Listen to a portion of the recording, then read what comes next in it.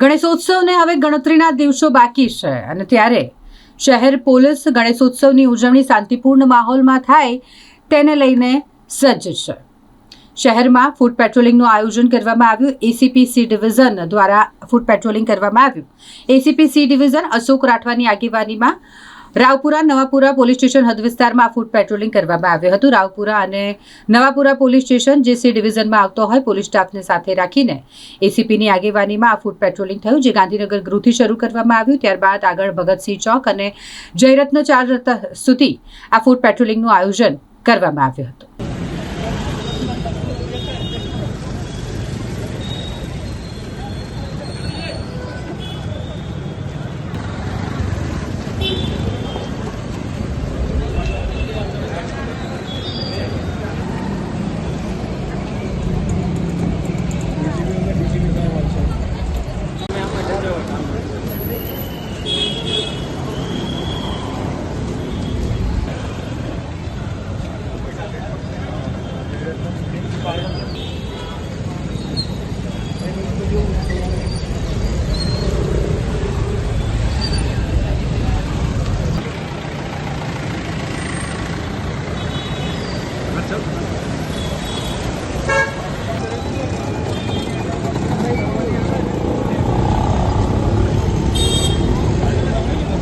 અત્યારે આગામી સમયમાં આપણો જે ગણપતિ મહોત્સવ છે એનો તહેવાર આવવાનો છે અને એ તહેવાર છે આગામી 10 દિવસ સુધી ચાલનાર છે.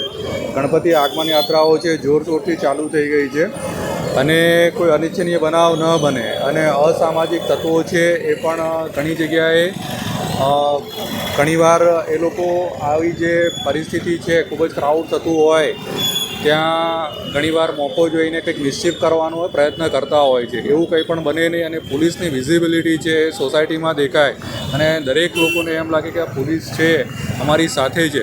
અને આ ગણપતિનો તહેવાર છે 10 દિવસ શાંતિપૂર્ણ રીતે અને હર્ષોલ્લાસે ઉજવાય એના માટે આજે રાવપુરા અને નવાપુરા પોલીસ સ્ટેશન વિસ્તારમાં રાવપુરાથી ભગતસિંહ ચોક સુધી અને ભગતસિંહ ચોકથી જયરત્ન 4 રસ્તા તેમજ મહેબૂબપુરા અને માર્કેટ 4 રસ્તા સુધી છે પોલીસ દ્વારા છે પોતાની ટીમ દ્વારા પેટ્રોલિંગ કરવામાં આવેલ છે.